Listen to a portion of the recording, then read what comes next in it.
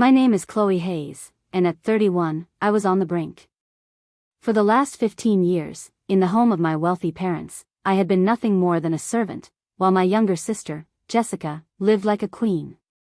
Every holiday, every family celebration, I spent in the kitchen while she effortlessly entertained guests. But on Thanksgiving Eve, when my mother ordered me to prepare a banquet for 20 VIPs from Jessica's circle, giving me only 24 hours, something inside me finally broke. The events that followed didn't just upend our family hierarchy. They revealed a secret that shocked everyone, including a Fortune 500 CEO. The phone call caught me in my cozy Brooklyn loft, just as I was methodically packing my suitcase. "Mom" flashed on the screen, and I immediately felt a sense of dread, knowing the conversation wouldn't be pleasant. I pictured their luxurious mansion in the Hamptons, where every corner was surely already gleaming with Thanksgiving decorations. How did I know? Because, since I was 17, that duty had invariably fallen on my shoulders. My mother, Eleanor, didn't waste time with pleasantries. "You can cancel whatever you had planned for tomorrow, Chloe." Her voice on the phone was cold and left no room for argument. I silently continued folding a blazer into my suitcase, trying not to betray my irritation. "Did something happen?" I asked, already guessing I wouldn't like the answer. "Jessica happened," my mother replied with poorly concealed delight. "She's hosting an evening for the elite on Thanksgiving Eve. 20 people are invited, including partners from Pinnacle Corporation. You need to be in the Hamptons by noon to handle the dinner. The menu is grand, 8 hot dishes and 12 sides." I felt a dull rage begin to boil inside me. The phone in my hand felt icy. Another social event where my sister Jessica would shine in front of the right people, while I would be the invisible staff in the kitchen. Just like always. "Chloe, understand, Jessica is building an empire, and it reflects on all of us. Consider it an honor that you can contribute," my mother declared. The familiar venom in her words barely hurt anymore, merely inducing a cold numbness. "Or do you have some more important matters that I don't know about?" Sarcasm dripped from her voice. My gaze drifted to my laptop screen. An email was open with the subject line, "Partnership Proposal," from Isabella Rossi, the head of Sterling Resorts. The irony was almost palpable. "And get out the formal dinner service," Eleanor went on, relentless. "These aren't your little friends, Chloe. These are influential figures." A poisonous thought pierced me, unlike me, the insignificant servant. "The menu will be with you in a minute," she tossed out as a farewell. "See that you don't let the family down." Then, the line went dead. I calmly shifted my gaze to the plane ticket lying on the table. The flight was for 8 o'clock tomorrow evening. There wasn't a shadow of a doubt within me, the hand holding the phone was perfectly steady. For 15 years, I had lived by their rules, confusing their demands with my duties. But in that moment, a crystal clarity washed over me. I sank onto the edge of the bed, and the past flooded in with a wave of humiliating memories. For a decade and a half, I had been just a function, a shadow noticed only when something was needed from it. These memories were painfully monotonous. Here I am at 17, hearing my mother's voice on Thanksgiving, "Chloe, be a dear and handle the kitchen. Jessica needs to mingle with the guests." Or here, Christmas, a few years later. My father, discussing me with a relative, "Chloe's on another career break, but her cooking, as always, saves the day." At any family gathering, the script was the same. Jessica was introduced with pride, "Our daughter, a rising star in PR," and about me, they'd casually remark, "And this is Chloe. She's helping us out today." But the pinnacle of humiliation was Jessica's engagement party. A lavish affair for 250 guests at the country club. I spent 16 hours on my feet preparing endless appetizers while my sister dazzled in a $4,000 designer dress, a gift from our parents, of course. That evening, one of the guests politely asked my mother what I did. Eleanor laughed. Her laughter still rings in my ears. "Chloe isn't as gifted with people as Jessica," she said, "but I must admit, in the kitchen, she has no equal." The memories only strengthened my resolve. I stood up, opened the closet, and took out a second suitcase, the one for my real life. At the very bottom, in an embossed leather folder, lay what was supposed to be my ticket to freedom. Embossed in gold letters on the folder was, Stellar Events. I chose the name for a reason. It didn't have a hint of the Hayes family name. This was my world, built from the ground up, without their involvement or their shadow. For the last 5 years, while to them I was just a free cook, I had secretly been building my own empire. 50 employees, 3 offices across the country, and a portfolio that included the most prestigious resorts and Fortune 500 giants. And tomorrow was supposed to be the culmination. At the very moment Eleanor expected to see me in the kitchen in the Hamptons, covered in flour, I was supposed to be at a negotiation table in Florida, signing a $2 million contract. My phone came to life again, this time with a message from Jessica. The text was short and imperious, her style: "Mom said the kitchen is on you tomorrow. Make sure everything is top-notch. My reputation is on the line." I didn't even bother to reply. Instead, my gaze fell back on the ticket lying on the bed. Flight 447, destination, Fort Lauderdale. Departure at exactly 8 in the evening. A quiet whisper escaped my lips, echoing in the empty apartment, "Not this time."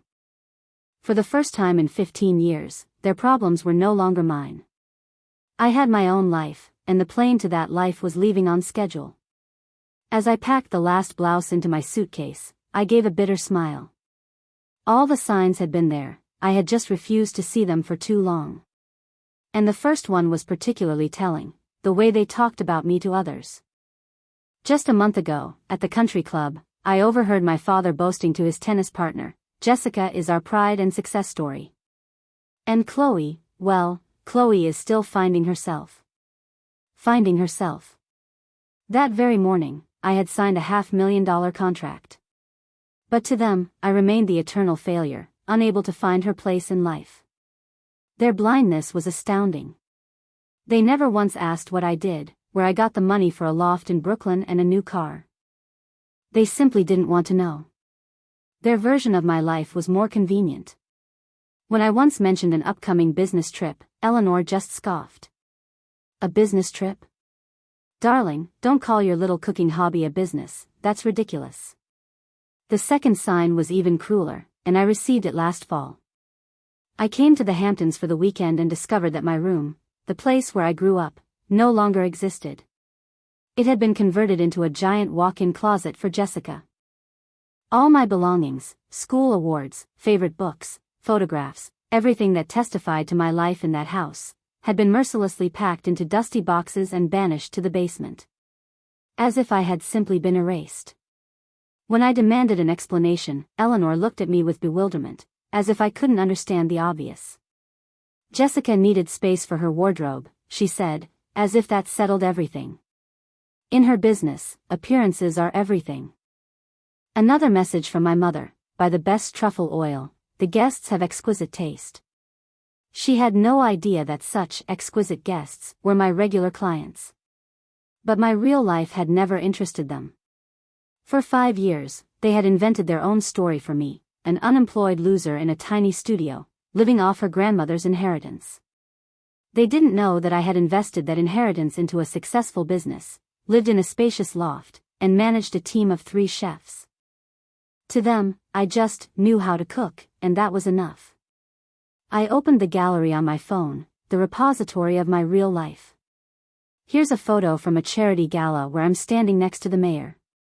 Here's a selfie with my team in front of our 3rd office sign in Chicago. And here's a screenshot of an article from Event Horizon magazine, calling me a rising star in the elite events industry. None of these photos were in the family group chat. I had long ago learned the bitter lesson: my success, achieved without their knowledge or blessing, was not a source of pride for them, but rather a personal offense. I remember once trying to share the joy of closing a major contract. Eleanor didn't even listen, immediately interrupting me with a story about how brilliantly Jessica had marketed some new soda brand. Then she patted my hand with that same condescending smile and added, "But we always knew your real talent was in the kitchen." As if I were a sweet but clueless child who needed to be praised for the one thing she could do. I opened my laptop, and my business's control panel loaded on the screen. Every graph, every number on it was proof. Stellar Events was created without a single cent from my parents, promoted without the protection of the Hayes name, and achieved success despite their complete indifference. Tomorrow's contract alone would bring me more than Jessica with her vaunted PR earned in 6 months. But this small victory would remain my secret. I remembered a message I'd received from my assistant that afternoon. Forbes called. They want to include you in their 40 under 40-foot list. They were particularly impressed with your story, how you built everything from scratch, without family help. Without family help. I smiled bitterly. If only the editors at Forbes knew what an understatement that was. My family didn't just not help. They purposefully refused to see me as anyone other than a free cook for their holidays. Just then, my phone vibrated again, but this time it was a calendar reminder. One short notification, and an icy wave of reality washed over me. Tomorrow was a line in the sand, there could be no compromises. If I put on an apron again and obeyed, would single-handedly destroy everything I had built over the years. The contract with Sterling Resorts wasn't just another deal. It was a breakthrough. The chance of a lifetime. $2 million, exclusive rights to service their 5 luxury resorts in Florida, and a partnership that would turn Stellar Events into a national player. The meeting was scheduled for tomorrow morning at 9. Postponing it was impossible. Isabella Rossi, the CEO of Sterling Resorts, had made that crystal clear. I'm flying to Singapore the next day, Chloe, she had said in our last conversation. If we don't shake hands in person, the board will immediately sign with our second candidate. The second candidate. I knew who she was talking about. My main competitor, who had been circling this contract for months like a vulture over prey. But it wasn't just my ambitions and millions of dollars at stake. 40 people were looking to me, my team, who believed in me. My head chef, Sophia, had told me just a week ago that she and her husband had applied for a mortgage on their dream home. She was counting on the bonus I had promised after signing this contract. My operations manager, James, was already looking at private schools for his daughters, knowing this expansion would finally allow him to afford their tuition. The dream of Stellar Events had long ceased to be just mine. Now it belonged to all of them, and I had no right to let them down. I opened my online bank account. Yes, I was successful, but this contract was a completely different level. It was a leap from the regional league to the majors. A once-in-a-lifetime chance. At that moment, the phone rang. My CFO. Chloe, just calling to confirm that you'll be at the dinner with Isabella Rossi's team tomorrow evening before the morning meeting? I'll be there, I answered firmly, my gaze fixed on my packed suitcases. Excellent, he said. By the way, Isabella specifically mentioned that she's looking forward to meeting in person the woman who managed to build such an impressive company without a famous last name or seed money from her family. She added that in this day and age, it's almost impossible to find such a pure success story, without the backing of an influential family, he finished. I gave a bitter smile. He had no idea how deep that irony ran. In that same second, a new email notification popped up on the screen. From Eleanor. The subject, in all caps, read, Thanksgiving dinner menu. Urgent. I felt a chill run down my spine. Opening the email, I saw a detailed battle plan, 8 hot dishes, 12 sides, dietary restrictions for 7 guests, and a wine list. My mother had thought of every detail. Use our best crystal and the family silver, the postscript read. There will be very important people for Jessica there, Chloe. Especially one guest, Isabella Rossi from Sterling Resorts. She could open all the doors for your sister. I froze, the phone nearly slipping from my hand. Isabella. Isabella Rossi would be a guest at my parents' house. I frantically opened the attached guest list. And there it was, in black and white, Isabella Rossi, CEO, Sterling Resorts. The world narrowed for a moment to those 2 lines. My heart hammered in my chest as my brain tried to process this absurd, impossible coincidence. The woman on whom my entire future depended, the person I was flying to Florida to meet, would be at dinner in the Hamptons. And she would be expecting her dinner to be cooked and served by the clueless, unemployed daughter of the hosts. The phone came to life again. A new message from Jessica: just found out Isabella Rossi will be there. She's a key figure in our industry. I'm going to pitch her my PR services, so try to make sure your culinary masterpieces don't poison her. The stakes are too high. My culinary masterpieces. The phrase brought a bitter smile to my face. Just a month ago, my company, Stellar Events, had organized an off-site event for Isabella Rossi for 500 people. Of course, all negotiations were handled through my managers. Our first personal meeting was supposed to be tomorrow. I collapsed onto the bed, the full weight of the choice crashing down on me. On one hand, silently cook for a woman who has no idea that her dinner is being served by the head of the company she's about to sign a multi-million-dollar contract with tomorrow. On the other, fly away, burn the bridges with my family once and for all, but choose myself and my future. An Uber notification popped up: your ride to JFK Airport is scheduled for 6:30 p.m. I shifted my gaze from my mother's menu to my contract, then to the plane ticket. And in that moment, all indecision vanished. I dialed Eleanor's number. She picked up instantly. Finally. I was starting to worry you weren't taking this with the proper seriousness. Mom, I can't make it, I said in an even, calm voice. A ringing silence hung on the other end, and then her tone turned icy. What do you mean, you can't make it? I have an urgent business trip. I'm flying out tonight. Don't be ridiculous, she laughed, and the sound grated on my ears. What business trip? An important meeting? Chloe, stop this selfish spectacle. This is very important for your sister. Jessica surely has a budget for professional catering, I countered. With what money? Do you have any idea how much good catering costs? She exclaimed. I clenched my jaw to keep from laughing in her face. Lecturing me, the owner of an event agency, about catering prices. Family is the most important thing, Chloe, her voice grew harsh. Is your ego really that big? Oh yes, I've learned that lesson well, I replied. Family comes first as soon as you need free labor. How dare you? And when was the last time you asked how I'm actually doing, Mom? We know how you're doing. Scrabbling by with odd jobs in your little hovel. I'm a CEO, I said quietly but firmly.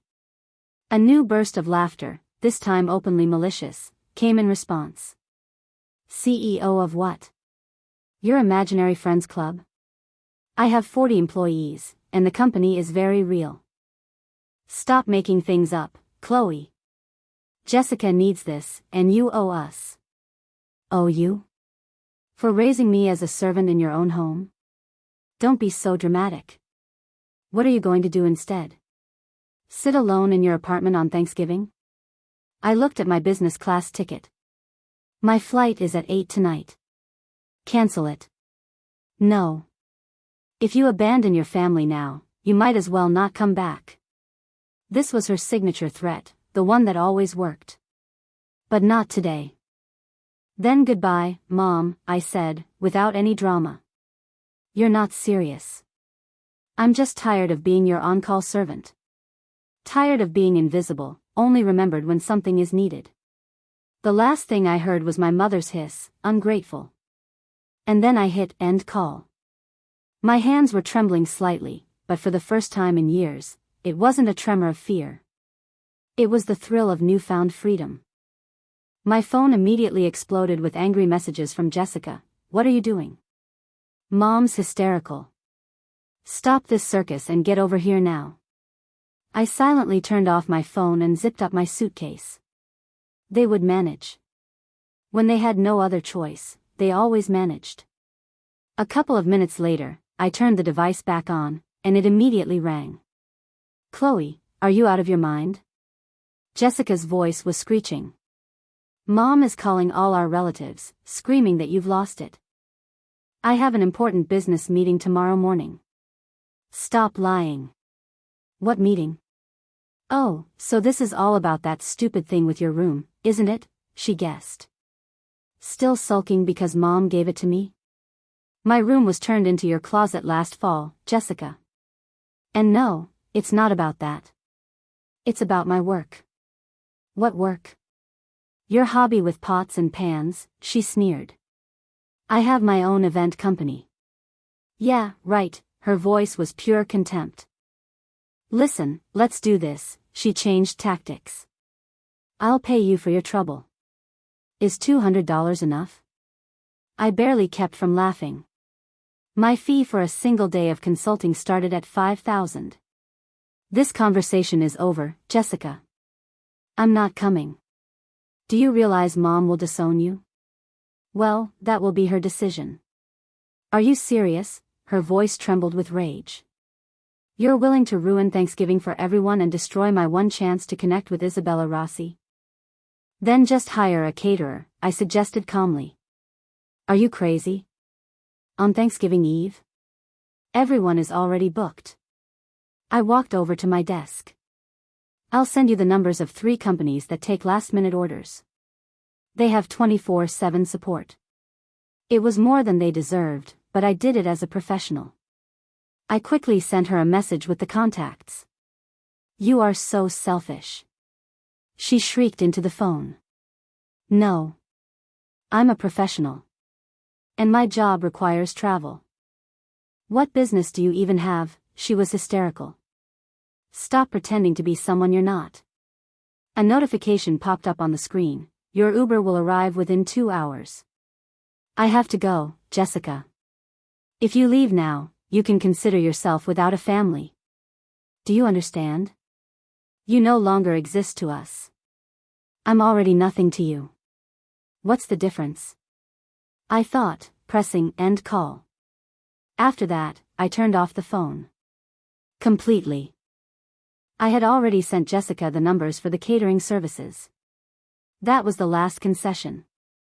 Before leaving, I took one card from my business card holder and placed it in the middle of the empty kitchen table. It was engraved, Chloe Hayes, CEO, Stellar Events. When the plane took off from JFK, I could finally breathe. I knew that on the ground, my mother was already painting me as the ungrateful daughter who ran out on Thanksgiving dinner, but it didn't matter. I opened my laptop and reread the email from Isabella Rossi. The head of Sterling Resorts not only confirmed tomorrow's meeting for the $2 million contract but had also personally insisted on my presence. I only work with founders who live and breathe their project, she wrote. Chloe, your reputation speaks for itself. My reputation. I smirked, imagining Isabella's face if she knew that her future partner was, at this very moment, supposed to be serving her turkey at my parents' house. A message came through the in-flight Wi-Fi from my assistant. Forbes is checking if they can emphasize that you built the business without any family support. I quickly typed a reply, yes, they can. The article comes out Monday morning, right? Correct, at 9 a.m. Perfect. By the time my family woke up on Monday and saw that article, the contract would already be signed, and the news of our partnership would be all over the business publications. I opened the mock-up they had sent for my approval. The headline was a punch to the gut, From the Shadows to the Summit, the story of Chloe Hayes, who built a hospitality empire while her family considered her a failure.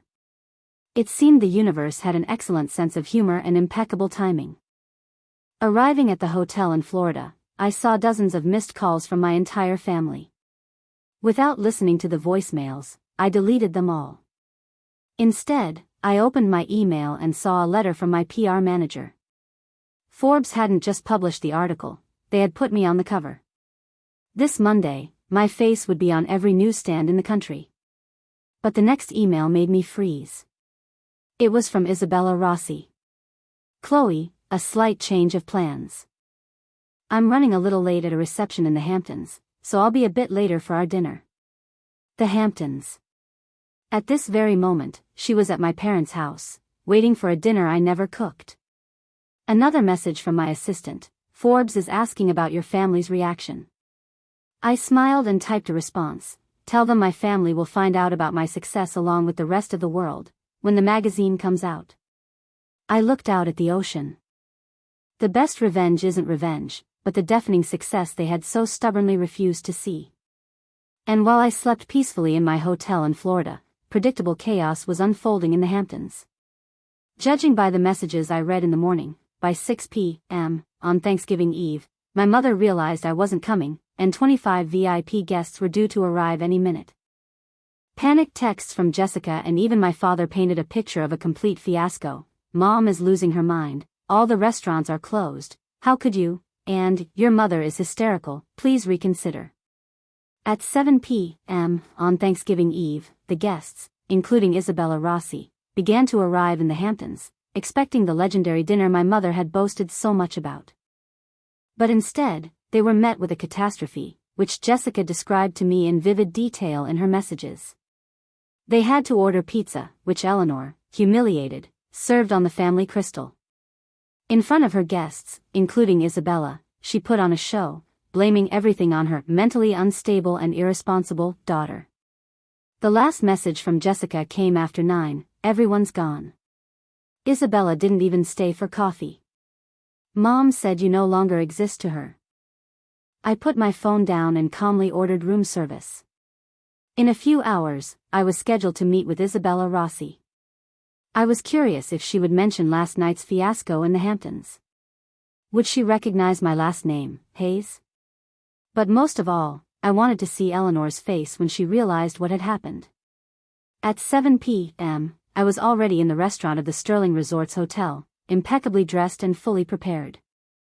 I was here to close the deal of a lifetime. I didn't know what to expect, but it certainly wasn't this. Isabella Rossi walked in, looking a bit tired but with a warm smile. Chloe, my apologies if I don't look my best.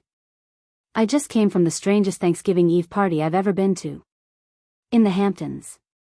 I maintained absolute composure. My entire life had been a preparation for this moment. I smiled politely. Oh? Do tell. It was something else, Isabella began as water was poured for her. The hostess, Eleanor Hayes, funny, you share the same last name, spent weeks describing this incredible dinner her daughter was supposed to cook. I just nodded silently, keeping my expression neutral. So we arrive at this house where there's absolute chaos. The kitchen was empty, and the hostess was frantically trying to order pizza. Can you imagine, pizza? For the very people she was trying so hard to impress. That sounds incredibly awkward, I remarked. That's not all, Isabella continued, lowering her voice. The worst part was that this woman spent the entire evening bad-mouthing her own daughter. Called her the family disappointment, irresponsible, unstable.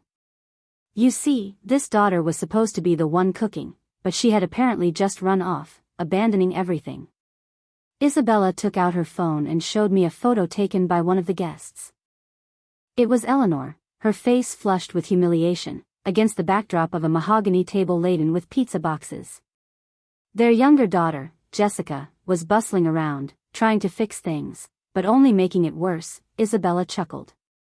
She actually started pitching me her PR services while she was arranging slices of Papa John's on plates that each cost as much as a month's rent. How long did you last? I asked, taking a small sip of water. We left about 40 minutes after the pizza arrived. The hostess was so consumed with complaining about her runaway daughter that she completely forgot about her guests. It was.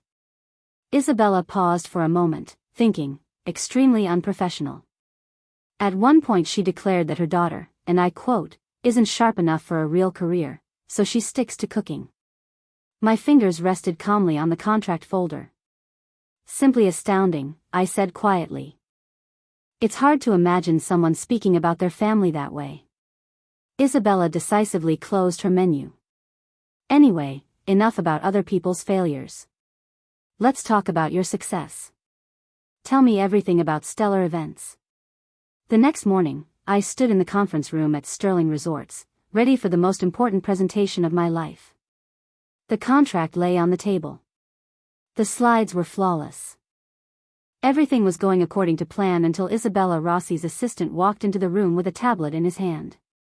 Ms. Rossi, he said quietly, but with alarm. You need to see this. A photo from last night's party in the Hamptons has gone viral on LinkedIn.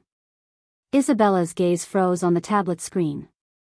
I watched as her eyebrows slowly rose, and then she lifted her eyes to me, full of astonishment. Without a word, she turned the device towards me. On the screen was a photo, a Hayes family portrait from the living room in the Hamptons, posted by one of the guests. In the center, a smiling Eleanor, my father, and Jessica. And standing behind them, in the shadows, was me. So that's it. Isabella whispered, looking from me to the photo. Eleanor Hayes, that woman, she's your mother? My short nod was louder than any scream in the ensuing silence. Her entire team froze, their eyes darting between me and their boss. Isabella slowly stood up. Let me get this straight, her voice was even, but it had a steel edge. The woman who spent all last night telling me her older daughter is a lazy failure, is your mother. And you are the daughter who was supposed to be at the stove, but didn't show up? That's correct, I confirmed, looking her straight in the eye. I had a choice, cook dinner for her guests or close a deal with you. I chose the future of my company. Isabella looked at me, her expression a mix of disbelief and something else. Your mother claimed yesterday that you don't have a real job. That you're a failure whose only skill is cooking. She doesn't know about the existence of stellar events, I confirmed. Your own mother isn't aware that you're a CEO? She asked again. She never cared to ask. Isabella slowly sank back into her chair. Wait. So, your family has no idea that you run one of the best event companies in the country? They don't know about my 40 employees, 3 offices, or the $2 million contract lying in front of us? I nodded. They think I'm unemployed and living in a tiny studio. For the first time, a gray-haired man sitting next to Isabella spoke up. Obviously her partner, David. I'm sorry, he said, taking off his glasses. But am I understanding this correctly? The hostess who served us pizza on Family Crystal yesterday had no idea that her own daughter could have organized a top-tier reception for her. She never asked, I repeated. It was easier for her to see me as a failure. Isabella leaned back in her chair and laughed. Not a restrained chuckle, but a loud, hearty laugh. Unbelievable. Simply unbelievable, she said, wiping away tears. So, yesterday Eleanor was complaining to me about her useless daughter, while her other daughter, Jessica, was trying to sell me her services. And the real reason for my visit to the Hamptons, the CEO I've been pursuing for 2 years, is you. She looked around at her team. Gentlemen, get your pens ready. I think this is going to be the most interesting deal in our company's history. Isabella picked up her phone again. 1 second, I just have to check this, she said and typed Chloe Hayes Stellar Events into the search bar. The results appeared instantly. Oh my God, she whispered and turned the screen to her colleagues. You have to see this. At the top of the page was a link to the Forbes article, the one with my photo on the cover. It was followed by an interview for the Wall Street Journal and a dozen other mentions in the business press. She looked at me again, genuine shock in her eyes. And your family knows none of this? Before I could answer, Isabella's assistant peeked into the room again. Ms. Rossi, I'm sorry, but this is urgent. He projected an announcement that Forbes had just posted on their social media onto the main screen. The magazine cover appeared on the screen. My face, confident and calm, and the headline I already knew, From the Shadows to the Summit, the story of Chloe Hayes, who built a hospitality empire while her family considered her a failure. Isabella read an excerpt from the announcement aloud. I wanted to build something of my own, to prove that you don't need a famous name or parental support to succeed, Forbes quotes Ms. Hayes. She lowered the tablet. And this comes out tonight? I nodded. So your family will find out about this along with the rest of the world? Exactly. David, her partner, let out a low whistle. Just think. Tonight, Eleanor Hayes will see her useless daughter on the cover of Forbes. The assistant, meanwhile, was scrolling through a preview of the article on the screen. It says here that Stellar Events has a 7-month waiting list for bookings. Is that true? He asked in amazement. 8 months in peak season, I said with pride. Isabella stood up. Excuse me for a moment. She left the conference room, and through the glass, we could see her talking on the phone. When she returned, she looked directly at me with a strange smile. I just spoke with Eleanor Hayes, she said. My heart stopped. I informed her that after last night's fiasco, our potential collaboration is cancelled. She, of course, started begging and blaming everything on her older daughter, Isabella recounted calmly. And then I added that I had instead just closed a multi-million-dollar deal with one of the most impressive entrepreneurs in our industry. When she asked who, I replied, with your daughter, Chloe Hayes, the CEO of Stellar Events. The phone on the table was vibrating non-stop, showing dozens of missed calls from my mother. Isabella pushed the contract towards me. Ms. Hayes, I think it's time we sign this. The moment I put my signature on the paper, a message came from my father. Your mother is not feeling well. What is this Stellar Events? As they poured champagne, I glanced at the screen. Jessica's messages were full of panic and disbelief. Is this some kind of sick joke? Are you pretending just to humiliate us? I returned to the table. They don't believe it, I told Isabella. They think I made it all up. Isabella's eyes twinkled mischievously. We'll fix that, she said. Without waiting for my reply, she took a photo, me, the contract, the smiling top executives of Sterling Resorts, and glasses of champagne. A second later, she was hitting send. I just shared the news on LinkedIn, Isabella said with a smile. Tagged Stellar Events, Sterling Resorts, and, of course, Eleanor Hayes of the Hamptons. She read her post aloud, thrilled about our new partnership with Stellar Events and their brilliant CEO, Chloe Hayes. Her company is a model of the highest quality. It's an honor to work with someone who built her empire from the ground up.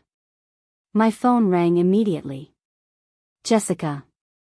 With Isabella's silent permission, I put it on speaker. Is it all true? My sister's voice trembled. Every last word, I replied. But why? Why did you keep it a secret? Did you ever ask? Mom's hysterical. All her friends have seen that post. That's not my problem anymore, Jessica. How can you be so heartless? I looked at Isabella and her team, people who had valued me more in an hour than my family had in a lifetime. I'm not heartless. I just can't do this anymore. I'm not your cook anymore. Not your family disappointment. I will no longer pretend to be nothing to make you feel comfortable. But we're family. Family doesn't act like this. Call me when you want to talk to Chloe Hayes, the CEO, not the cook. I ended the call. Isabella raised her glass. To setting boundaries, she said. Later that evening, in the quiet of my hotel room, I did call my mother. She answered instantly. Instead of shouting, I heard quiet, choked sobs on the line. Chloe, how could you? Do what? I asked. Humiliate us. Her voice broke. Isabella Rossi called everyone who was at that party. People are writing, asking how we couldn't have known our daughter was a star. Because you never asked, I replied simply. That's not true. We knew you were into cooking. You considered it a hobby, and me a failure. I tried to tell you. Remember a couple of years ago I said I closed a big deal? You immediately cut me off to brag about another one of Jessica's projects. Silence hung on the other end. I sent Jessica the numbers of services that could have saved your dinner, I continued. We were in a panic. We didn't have time for that. Exactly. You don't even know my address. Mom, listen. I have 40 employees. 3 offices. My face is going to be on the cover of Forbes. And all this time, you thought I was unemployed because that picture of the world was more convenient for you. But we're your family, she sobbed. You needed a maid. My company needed a director. I made my choice. You did this to spite us. No. I did it out of self-respect. I built all this not to spite you, but without you. Without your money, your connections, or even your belief in me. So what do you want, Chloe? She asked in a broken voice. For the first time in my life, nothing.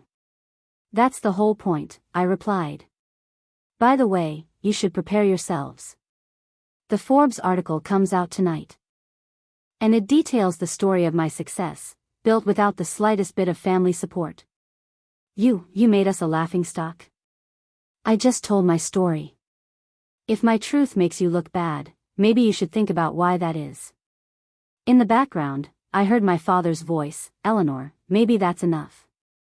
Shut up, my mother cut him off, then back into the phone, to me, you've ruined everything. No, I said calmly. I've built my life. And if you ever want to be a part of it, as a mother, not a mistress of the house, you know my number. I slowly pressed end call. And the shoulders that had carried the weight of their expectations for 15 years finally straightened. The consequences were swift, but the blow didn't land on me. Within 2 days of Isabella Rossi's LinkedIn post, my parents' social world collapsed. According to Jessica's panicked messages, the effect was like dominoes. Sterling Resorts terminated a $500,000 contract with her, citing family values. My mother was removed from the board of her favorite charity, and my father had to explain to his tennis partners how one could fail to notice their daughter was a millionaire. The Forbes article spread through the Hamptons instantly. But the real poison to their reputation wasn't the cover, but one quote of mine from the middle of the article. My family thought I was unemployed. It turned out to be easier to quietly build an empire than to fight their prejudice. Finally, my father called. For the first time in years, he dialed me himself. His voice sounded tired. He admitted he knew about my business. He'd seen some registration paper years ago. But he said nothing. He kept quiet because it was easier to go with the flow his wife created than to argue with her. I'm ashamed, Chloe, he said. We tried so hard not to see you that we missed everything. And now the whole town is laughing at us. He told me his wife had been kicked off all her charity committees, and Jessica was losing clients. The legend of the pizza party had become the main joke at the country club. We brought this shame on ourselves, he admitted. There was so much remorse in his voice that for a moment, I felt something like pity. But I wasn't going to apologize. Yes, Dad, I replied quietly. You earned it. Amidst my family's social collapse, my career skyrocketed. The Forbes article, with its photo of me signing the contract with Sterling Resorts, went viral. The contrast between that photo and the one where I stood as a shadow at a family celebration was obvious to everyone. In the first week alone, Stellar Events received over 200 new event inquiries. Isabella Rossi became my greatest ally. She gleefully recounted the story of the Thanksgiving disaster in her circles, saying, just imagine, keeping a goose that lays golden eggs at home and forcing her to work as a common servant. Her recommendations alone brought me $10 million in contracts. To handle this growth, I hired 20 new employees, promoting Sophia to head chef and James to director of operations. At one of our meetings, my head chef Sophia said something that put everything into perspective. You created this company for people like us. For those no one believed in. And I realized she was right. I had intuitively gathered a team of talented people the world was used to overlooking. My story was truly everywhere. The Food Network contacted me with an offer to shoot a documentary. The working title, The Chloe Hayes Story, From the Shadows to the Summit. But the real victory was an email from Cornell University, my dream school, which my parents had forbidden me from attending, calling it too ambitious an idea. I was invited to give a lecture to students on the topic, how to build your path to success without asking for anyone's permission.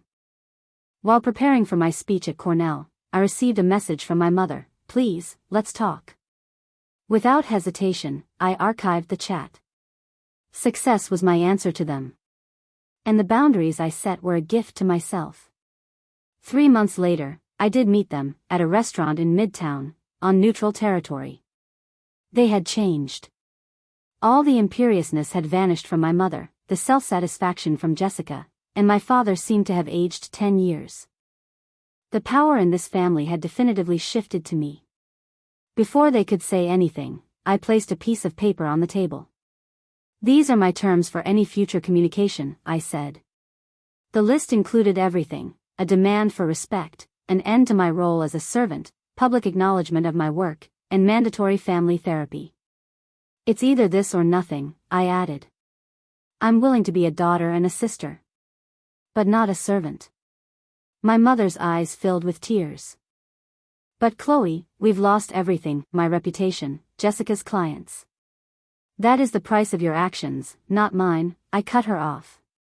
"She's right," my father said firmly for the first time, looking at my mother. Then he turned to me. "We're not here to argue.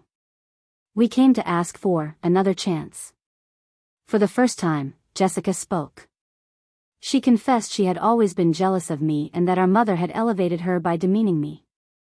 "I'm seeing a therapist now," she added quietly. She explained that in our family, you were the person on whom all problems were blamed so that we could feel successful. You were given that role before you could even fight it. Then my mother, not daring to touch my hand, whispered, "Forgive me. For everything. For 15 years of blindness. I made you a servant because I was afraid you would achieve more than what I wanted for you." I looked at them. "I'll think about it. But if we start over, it will only be as equals."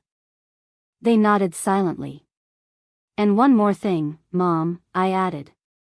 "If you ever need the services of Stellar Events, you'll pay the full price." For the first time in a long time, she gave a genuine smile. "Fair enough." 6 months later, I invited them to dinner at my new apartment overlooking Central Park. The dinner was prepared by my team from Stellar Events because I had set a boundary: I no longer cook at family gatherings. The role reversal was obvious to everyone. Raising my glass, I made a toast to a simple truth: success doesn't need permission, and respect is non-negotiable. And they were changing. My mother, after months of therapy, found the strength to apologize publicly. Jessica humbly sent me a business proposal for PR services for Stellar Events, which we are now considering alongside others. And my father, having finally found his voice, became my biggest ally, proudly introducing me to everyone as my daughter, the CEO. But the biggest change happened within me. I stopped hiding my success and dimming my light to make someone else's shadow more comfortable. My company grew to 100 employees and 5 offices across the country, and the documentary about me received rave reviews. Every morning, looking in the mirror, I no longer saw the family servant, but Chloe Hayes, CEO of Stellar Events. And I knew it would always be this way. I finally understood a simple thing: your value is not determined by someone else's blindness. It is determined only by you.